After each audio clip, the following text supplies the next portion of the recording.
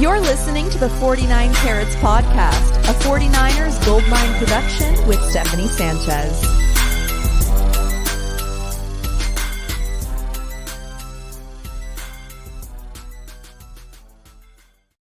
What's going on, everyone? Welcome to another edition of the 49 Carats Podcast. I am your host, Steph, and today we're going to be previewing the 49ers defense and how they match up against the Commanders offense. So as we always do, we're just going to get right into it here. First, talking about the ins and the outs of this game, this week's injury report for both teams. So for the 49ers, quite a lot of names on this one. A lot of these we expect. So Jimmy Garoppolo, Deebo Samuel, Kevin Givens are all out. Those are no surprises. And as far as the questionable goes, we have Ambry Thomas, Tarvarius Moore, and Jordan Mason, as well as Kerry Hyder. So those guys are all questionable. And as far as the Commanders, the only out designation that they have is for their guard, Sadiq Charles, and I believe that's a backup guard as well, so won't make a huge impact on the game. And as far as questionable is their safety Cam Curl, as well as their cornerback Benjamin St-Juste, who has missed the last 3 games. East Coast Red and Gold says, crack open a can of whoop ass. And for those of you who don't know, it's because I titled this video, well, the thumbnail says crack open a Heineke. And I'll explain that later. Actually, like, it's so hard coming up with good names for these shows that are clever, or different each week. So that one was mine this week, crack open a Heineke. And that's, double meaning in a way, maybe even 3 meanings. But what's going on? Thank you so much for joining. And Melissa, as always, here in the comments, appreciate you. She said, yay, my hero Steph is live again. Merry Christmas Eve, Steph. I love that. Eve. It's the eve of the eve. Yeah, thank you so much for spending your Christmas Eve with me today. And promise we'll have a good show. All right, so let's get into the Commanders offense and what they bring to the table this week. As always, let's look at some of these rankings, some of these stats. So Commanders offense this season, they are first in average time of possession, which I mentioned in my last episode. And this is interesting because the 49ers are second in average time of possession this season. So one of those teams is going to have their game plan kind of blown up, because that's clearly the plan of both of these teams, is to control the clock. And they're also fourth in most punt attempts per game. So they average 5 punt attempts per game. That is fourth most in the NFL, which tells me that they don't hold on to the ball that long, which is actually surprising given the average time of possession that they have. So I don't know how that works. Maybe I think it's an indication probably of their defense and how good their defense is. But they're also 11th in average rushing yards per game, which is not surprising. A lot of teams who control momentum or control the flow of the game, time of possession, typically, run the ball a lot. So Commanders are up there and one of the most run-heavy teams in the league, 11th in average rushing yards per game. They're also 13th in giveaways per game, though, and this is important. They average 1.2 giveaways in each game. I feel like there's an opportunity for the 49ers defense to, make a play or two, force some turnovers. So yeah, that's a good one to keep in mind. They're also 14th in first downs per game. Not bad. 16th in average scoring margin. 20th in yards per game.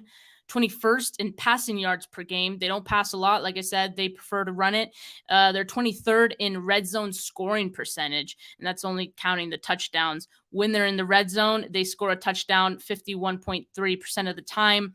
And then they're 25th in completion percentage. That is for the season. Now, keep in mind, Heineke took over as the starter in, I believe, either week 7 or week 8. So that's for the season. They are 25th in completion percentage, 25th in points per game. They average 18.9 points per game. So not much. And you got to figure with 49ers defense, they can have probably less than that. If they're averaging 18.9, I got to think they don't score a lot of points, this offense. So another opportunity for the 49ers defense. They're also 25th in QB sacked percentage. So Heineke is getting sacked quite a lot this season, or the quarterbacks for the Commanders are getting sacked a lot.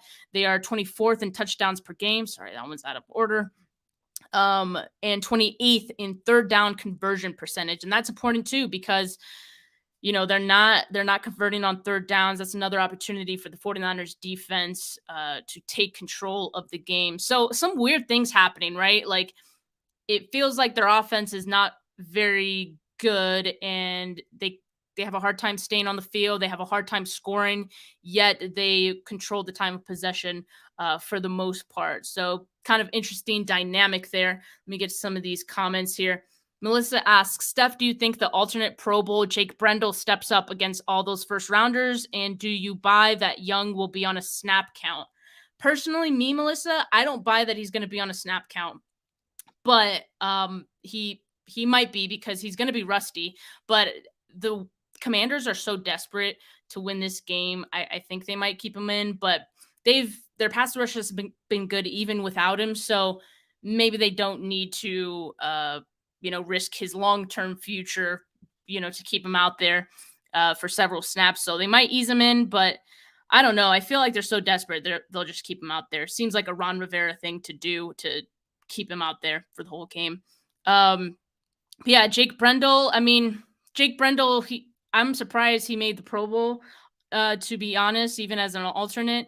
But he's a serviceable center. He's not as good as some we've had in the past, but that's okay. He's serviceable. There's a lot of good guys on this offensive line, so we'll see how he does. But yeah, we'll have to see how he does this week against some better pass rushers. Mike Ortaza says, Steph the GOAT. Thank you so much. I appreciate it. Make sure you guys like this video if you have not yet. Appreciate all the love. Melissa says, Steph, Dre or Fred? Who do you think is on Brian Robinson? Who can you see blitzing?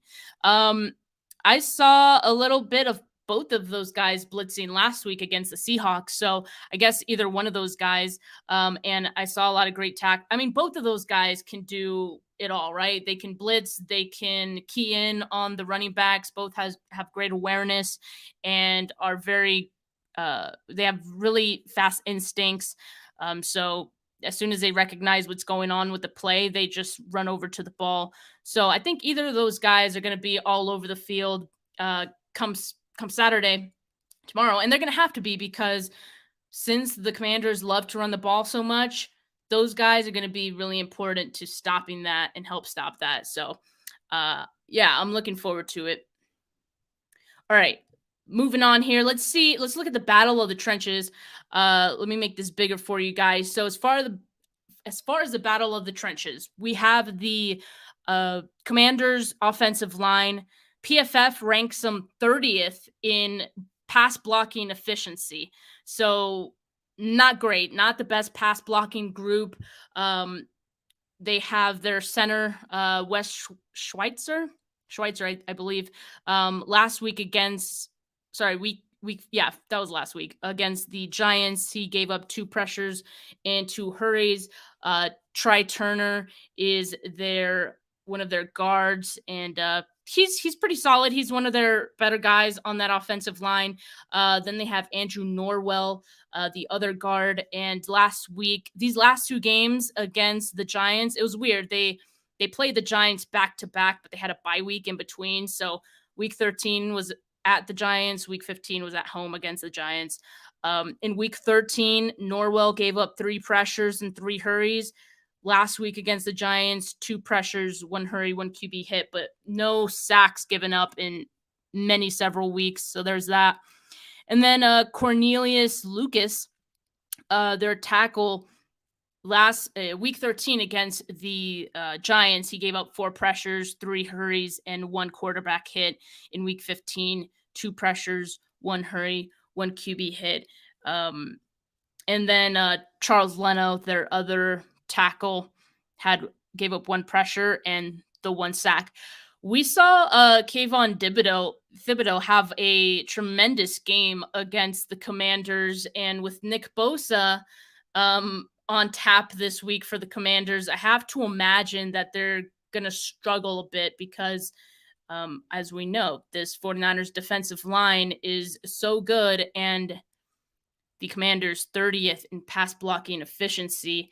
So they're not so great in that department. And so I'm expecting a big game from those guys up front, and that's going to trickle down to other areas of the game where I can see this defense having a lot of success.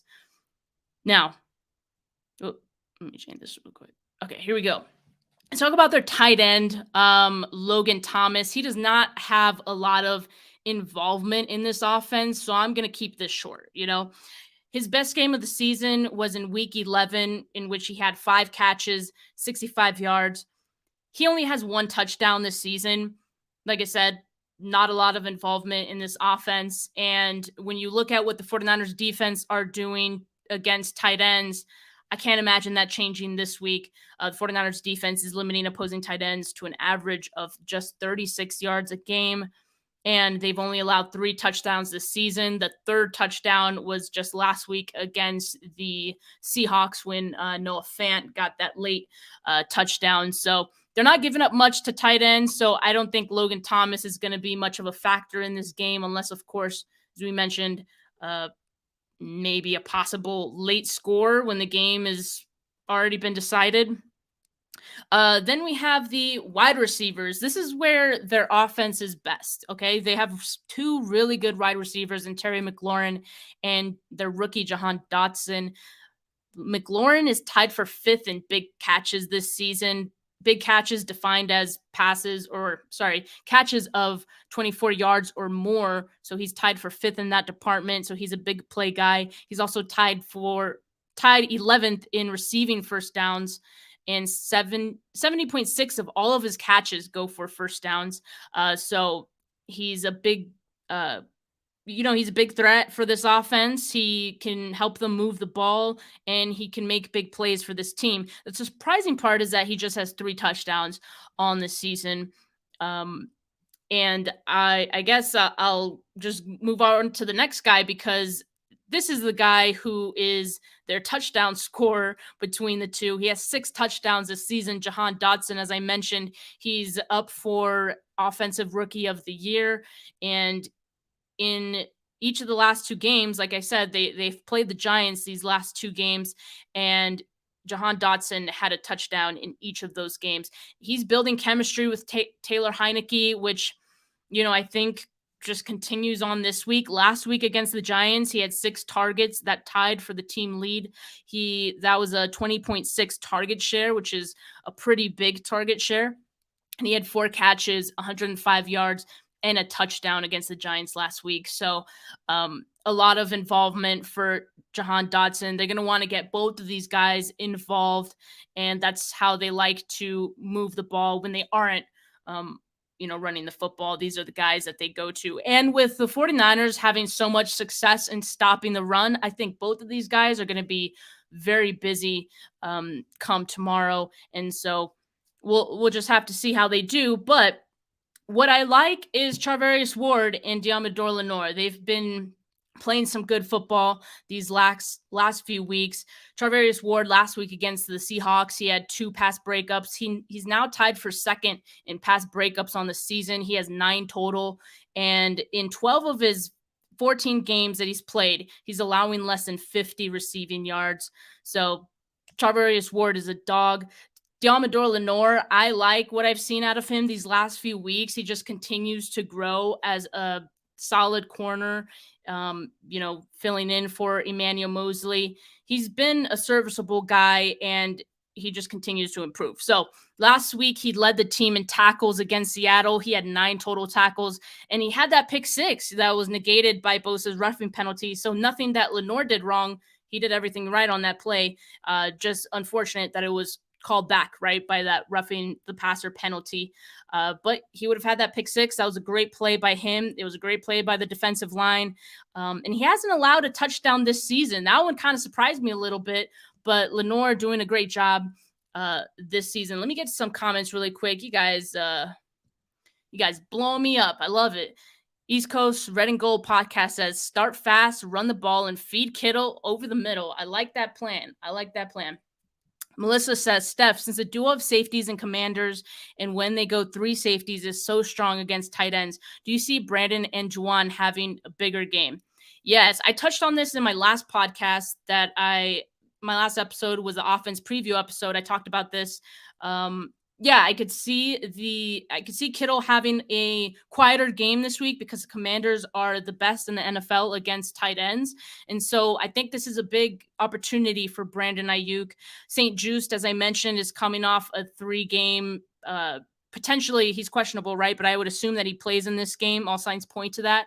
And he hasn't played the last 3 games. So if there's any rust for St. Juste, Brandon Ayuk can see a big boost. Also, let me find that slide really quick, actually, because in my last episode, I talked about this. So when I was talking about Ayuk, let me see if I can find it. Yes, so here we go. Look, so Bobby McCain, their slot corner, is allowing 82.5% completion percentage in his coverage. Again, that's a big boost, I think, for Brandon Ayuk, an opportunity for him to get going in this game. And I think one of my keys for the offense was take advantage of Christian McCaffrey's gravitational pull. I think they do that this week. And I think last week it was George Kittle who was the beneficiary of that. This week I could see it being Brandon Ayuk. But great question, Melissa. I appreciate it. Let's see here. De'Ami Brown slays when he is forgotten. Same with Curtis Samuel. I hope they don't look any of the 4 wide receivers. I mean, they could use a lot of their wide receivers, right? Because I think the 49ers are going to shut down the run. Yes, the Commanders love to run the football, but I think they're going to shut down that quickly, and the Commanders are going to realize we're just going to have to pass. So, yes, this could be a game where we do see De'Ami Brown, but for the most part, it's going to be a lot of McLaurin. It's going to be a lot of Jahan Dotson. What's going on, Ryan? Guys, subscribe to Ryan's channel. He's awesome. He has daily morning shows. I love the morning slot. Not a lot of people do that. So shout out Ryan. Make sure you guys follow him. Thanks for the love. East Coast Red and Gold podcast says 3 weeks in a row we had a blown coverage. Can't handle that. Can't have that. Yes, I mean, this is huge. So I was on a podcast with a Commanders podcaster just yesterday, and I pretty much told him, look, the only way that teams have been able to score against the Niners have been on blown coverages. So that's the only way I see the Commanders scoring against the Niners this week. So yeah, this is something that they have to work on. I think they will. But that's not a bad thing, right? For that to be the only time that people score on this defense, I think is a testament to how good this defense is. Brian says, what's up, Steph? Happy holidays. Happy holidays, Bryant. Happy holidays to everyone watching. I appreciate all of you guys up in here spending your Christmas Eve with me. Melissa asks, Steph, Mooney, has he passed through concussion yet? So concussion protocol. As of yesterday, right, when their last practice that they had, I don't think he had. He was still wearing the blue no contact jersey. Now, he has some time, right? There's still a lot of time between, well, today's Friday and the game is tomorrow. So as long as he can clear it by tomorrow morning, there's a chance. And so we'll just have to wait and see. As of yesterday, he had not passed it yet, though. So we're just going to have to wait and hope because, yeah, we need Charvarius Ward out there. Right now, I'm assuming he's going to be playing. Could be a wrong assumption on my part, but just fingers crossed. That's what I'm hoping. Swan Song posts some wave emojis. Love it. All right. And then Melissa asks, Steph, Robbie missed a field goal versus Seahawks. Do you think bad toss-up, Robbie is back? I think that was just a, one-time thing. He's been great this season, and he usually gets hot during the playoffs, so we got to hope for that. I think it was just a blip on the radar. I think he'll be back to, his old self and hitting those field goals just fine. But all right, let's move along here.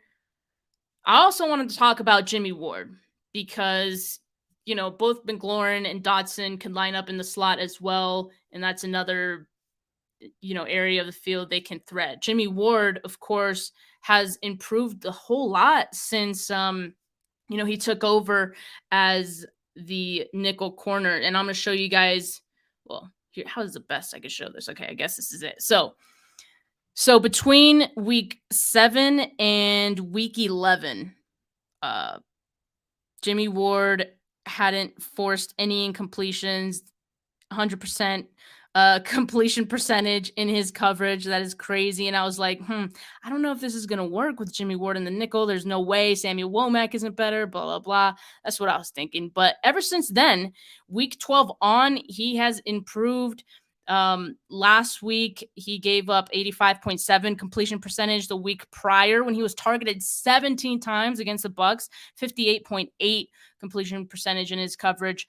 And if you look, the last 3 weeks, the passer rating that he's allowed, 60.4, 84.4, and 82.7. Those are good numbers, especially compared to how he was doing, week 7 to week 12. So I wanted to just give Jimmy Ward his flowers real quick for just stepping it up in a position that, is not his favorite. It's not his main position. It was something he was uncomfortable with to start when he was thrown into that situation. And, he's just improving on that every week. So shout out Jimmy Ward. I think, having that consistency at the slot corner position is going to be important in the playoffs. So how to throw him in there. Let's look at the Commanders running backs. So like I said, the Commanders love to run the football. They have Antonio Gibson and Brian Robinson. I believe both of those guys are over 200 pounds, so they could be some bruisers. They like to run up the middle. And here we're looking at their carry charts from Next Gen Stats, and you can see they like to run up the middle. The one for Antonio Gibson that I'm showing is in a game earlier this season. He had 18 carries, 72 yards on the ground, and you can see a lot of them going through the middle. And then on the right, Brian Robinson, I believe this was last week against the Giants. He had 12 carries for 89 yards, so very efficient. He had a lot that he bounced to the outside, it looks like. So they're both really talented running backs. They're going to try to, run the football a lot in this game, but I think they're going to find pretty quickly, hopefully, that they're not going to have a lot of success in that. And that's where they're going to be forced to, pass. Let me get some comments really quick. Leo, what's going on, Leo? He said over under Chase Young sack 0.5. I'm going to give him 1. Sure. I'm going to be nice. I'm going to give him 1 sack. I mean, he is going against McGlinchey after all. McGlinchey's been, pretty solid lately. But Chase Young, I think, could get at least 1. Unless, of course, he is rusty, which he very well could be. So we'll just have to see. Chase Young is dealing with patellar tendon and ACL. He'll be on a pitch count. Yeah, so that's the hope, right? I hope he will be. I know that the Commanders are desperate, so I'm kind of expecting him to be out there a lot. But yeah, the hope is that he'll be on a pitch count, and it's not that far-fetched to think that he will be. So, okay. Paul says Jimmy just wants to hit someone. Yeah, absolutely. And that's why he loved playing safety so much, right? But he's starting to blossom at nickel corner. And so it's been a nice boost for this defense. Melissa says, I hope we see more Jordan Mason, TDP, and Samuel Womack, especially since CMC and Mooney banged up. We need them for playoffs. Jordan Mason was dealing with the hammy issue this week. He didn't practice a couple days, or he was limited in practice a couple days. So something to keep in mind. He's not on the was he on the injury report? No, I'm not even remembering. He was he's listed as questionable, but just something to keep in mind, right? Maybe we don't see him a whole lot this week. Maybe we temper our expectations for Jordan Mason. And but they've been liking him as a closer anyway. Maybe we see more TDP this week. That's a possibility if Jordan Mason isn't a go, or if they're not comfortable running him a whole lot with his hamstring issue. Samuel Womack, of course, could be a guy that we see this week if Charvarius Ward is out and doesn't clear concussion protocol. We'll just have to wait and see. Yeah, Steve-O said, Jordan Mason hurt his hamstring on Wednesday. So could be something that limits him this week. We'll just have to see. All right, here's what I wanted to touch on, though, with these Commander running backs, okay? And like I said, they played the Giants their last 2 games, week 13 and week 15. Between those 2 games, the Giants defense forced 3 total fumbles on the Commanders running backs. Brian Robinson coughed it up once in each game. So he fumbled once in week 13 and he fumbled again in week 15. Antonio Gibson had 1 fumble in week 15 last week.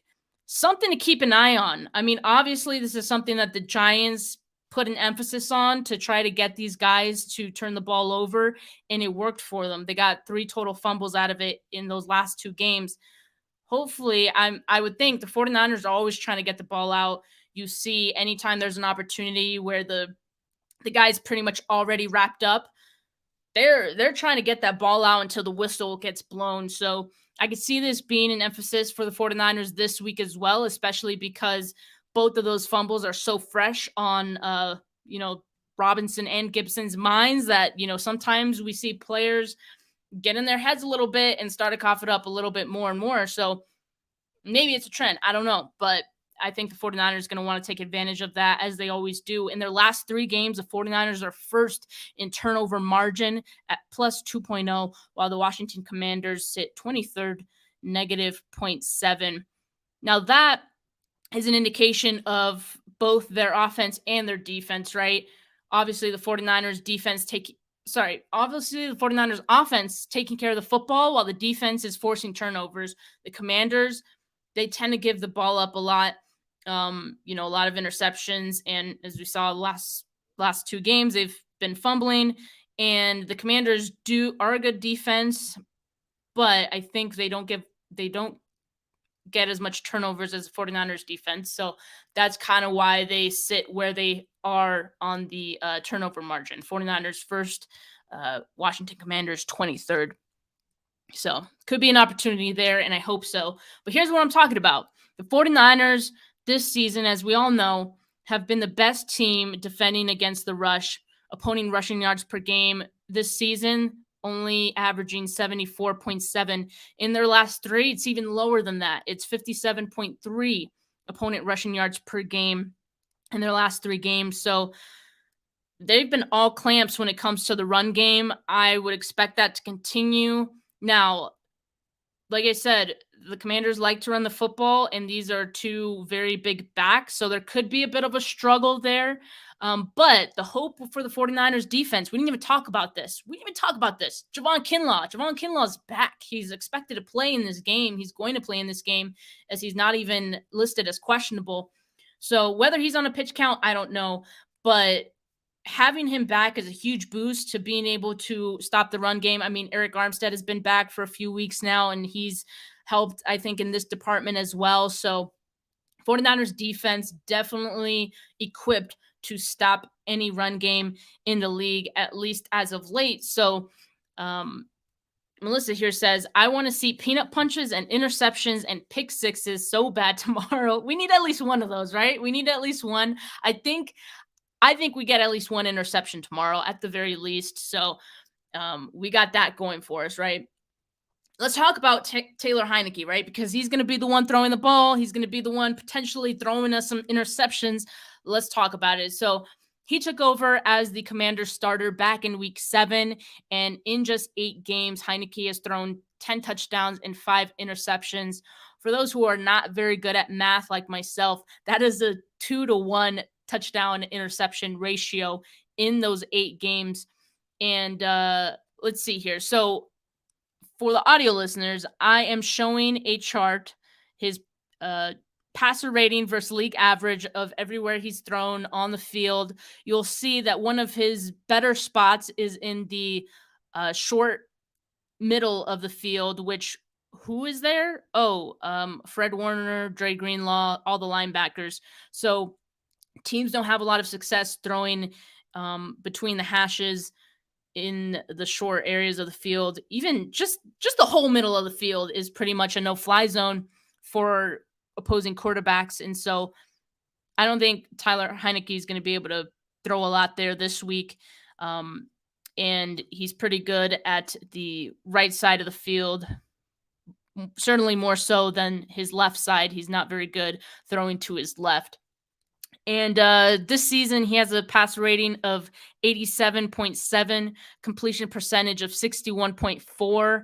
And like I said, 10 touchdowns, 5 interceptions. So he does turn the ball over quite a lot. And here's the thing. Time to throw. His average time to throw is 2.93 seconds. And that's 7th slowest in the league. Why is that important? Because the 49ers defense gets after guys so quickly. Before you know it, they're in your face. He's not going to have 2.9 seconds to throw. So he's either going to take plenty of sacks, or he's going to force some errant throws and make mistakes that way. So I think that's the potential for this game. That's what I like. And that's why the thumbnail for this video was crack open a Heineke, because I truly feel that the key for the 49ers defense is to get after Heineke and force him into mistakes, make him uncomfortable. He's a quarterback with, limitations and who doesn't do that well under pressure. So I think that it's going to be a great opportunity for the 49ers defense, and it'll have a trickle down effect to other areas of the field. Let me get some comments real quick. Ryan says, great facts and info, Steph. I feel like the only way Washington puts over 10 points tomorrow is off of 49ers turnover, knock on wood. Yeah, either a 49ers turnover or a, what is it called? A busted coverage like we were talking about. That's literally like the only way teams have of scoring on this team right now. And that's crazy. So, yeah, knock on wood. I don't have wood. Whoa, here we go. Knock on wood that Brock Purdy takes care of the football. It's going to be a huge challenge for him as well. So as long as the 49ers have a favorable turnover margin, I think they're going to be okay to get the job done. Paul says that LB trio is nasty. Dre Greenlaw shouting, "I'm a Death Eater" is one of my favorite celebrations ever. Oh my God. I don't think I saw that. So send me that video, because I missed that, but that's pretty epic right there. Melissa says, I need Lenore, especially to get one, because he was robbed of the pick 6 on Chino. Yeah, that'd be great if Lenore can get an interception this week, but I'll take anyone at this point. I'll really take anyone. Swan Song says, Niners have a lot of experience there defending the middle. Yeah, absolutely. Pretty much if you look at any passing chart of a quarterback that's played against the 49ers, that middle of the field is just incompletions or barely any targets in that area. And again, it's because this linebacker group is so freaking good. So I would expect that to continue. And so that'll force Taylor Heineke to either have to throw to his left sometimes, which as we see, he's not very good at, or to his right, which he's better at. And so that's Lenore's side for the most part, when we could see Lenore have a good game, hopefully. Melissa says, Steph, Pro Bowl snubbed Big Play Dre or alternate CMC. Who do you causing more damage in going beast mode versus Washington? I think big play Dre. I think it's going to be Dre Greenlaw. The reason why I don't think Christian McCaffrey is because I think the Commanders are going to make it a point of emphasis to stop Christian McCaffrey. Easier said than done, right? That doesn't mean that they do it, but they can certainly limit what he does. And because they're such a good defense, I think they will be able to do that to some extent. Now, I think that's okay, because that's going to open things up for other guys on the offense. And Dre Greenlaw has just been playing with his hair on fire. He plays angry already. Let's just hope that doesn't lead to any penalties on his part. But I feel good about him playing with a chip on his shoulder, to end this season and into the playoffs. That's a great position to be for this defense. So I'm going to go with Dre Greenlaw on that one, but that was a tough one. Melissa asks, how many Saccaroonies does your muse get versus Taylor? Let's say 2. Let's say he gets 2. He still wants to get that what's it called? The 20 piece. So I think he gets closer to that this week. He's going to get 2 against Taylor Heineke. Because again, 2.9 seconds time to throw. Whew, there's going to be some mistakes made.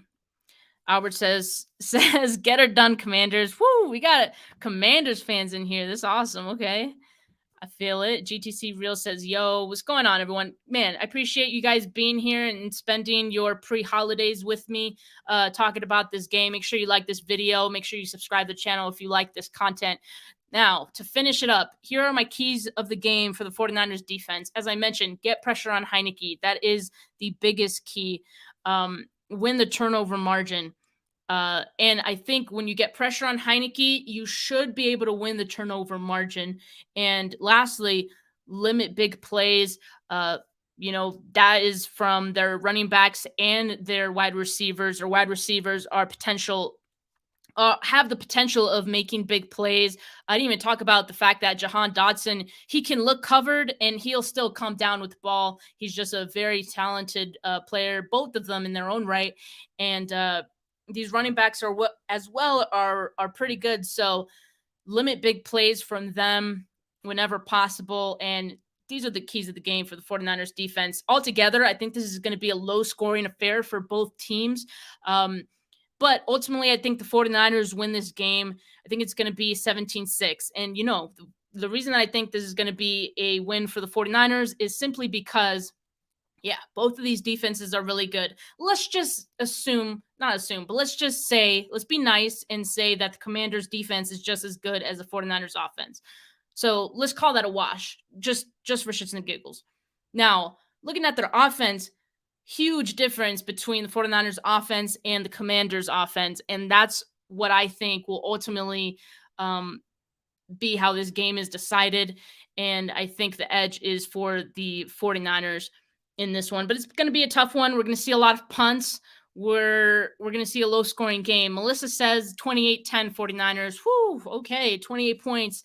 That'd be crazy if they could do that. And again, like I said, this is a big test for Brock Purdy. So if he can come out of this game looking like he has looked, I'm going to feel really good about the 49ers' chances going into the playoffs and making a deep run. So we'll just have to wait and see. Fingers crossed, but I feel good about it. All right, guys, thank you so much for tuning in. Appreciate all the love. Make sure that you guys enjoy the holiday, whoever you spend it with, family or friends or by yourself with your pets. I just hope you have a good time, and I hope you guys enjoy the game tomorrow. Have a good rest of your evening. Peace.